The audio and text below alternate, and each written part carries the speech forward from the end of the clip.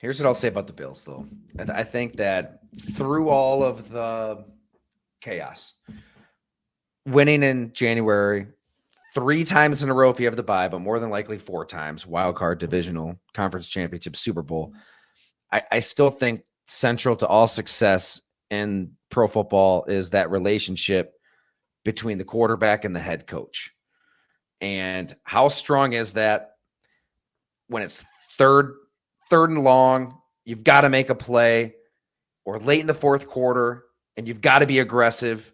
You've got to think we're trying to win the game. We're not trying to not lose the game.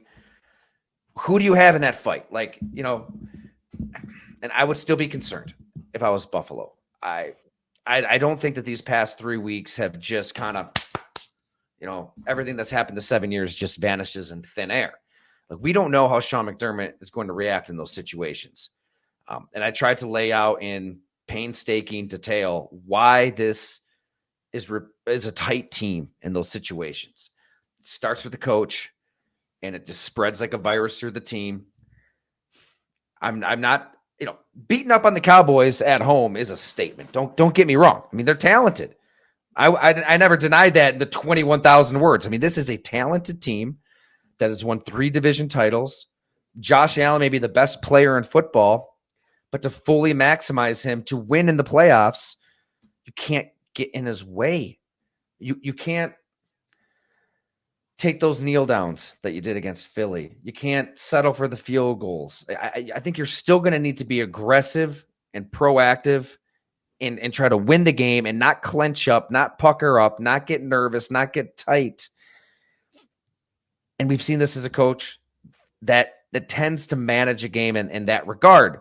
Now, that Chargers game, it for a while, didn't it seem like, okay, on the heels of the Dallas game, I should say, too, it seems like it's almost becoming a McDermott offense. Like they want to be this like power running team. And they did beat up on the Cowboys. It was weird to just see the Bills run for 200 plus yards against a good team. Like, we haven't seen that. I'm thinking back to, Thurman Thomas and Derek Holmes and Tim Tyndale in that 95 wild card game against the Dolphins where they ran like crazy. Like, that's like what Sean McDermott wants, I feel like, in the playoffs. In his mind, that's how you got to win in January. Defense, running the ball. I don't think that's really the equation. I still think you're looking at Andy Reid and Patrick Mahomes in January. It's proven. Mm-hmm. Mike McDaniel, Tua Tagovailoa. If Tyreek Hill can stay healthy, that's still an offense that can detonate at any moment.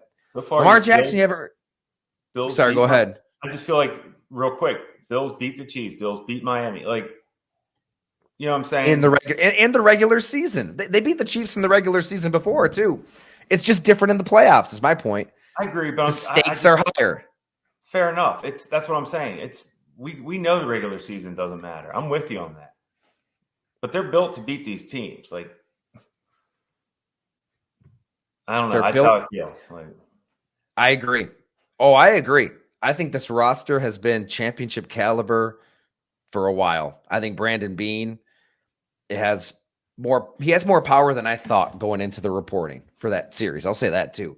Sean McDermott, as you know, is there first, but I think over time Beane has gained say, in the draft room and personnel, and I think they've done a good job building a team around Josh. Say what you will about Gabe Davis, he is liable to go, full 1998 Randy Moss in any given game, then disappear for a few games. But I think they're explosive. I mean, it's good to have that in your back pocket, running the ball. But I think the basis is going to be head coach believing in quarterback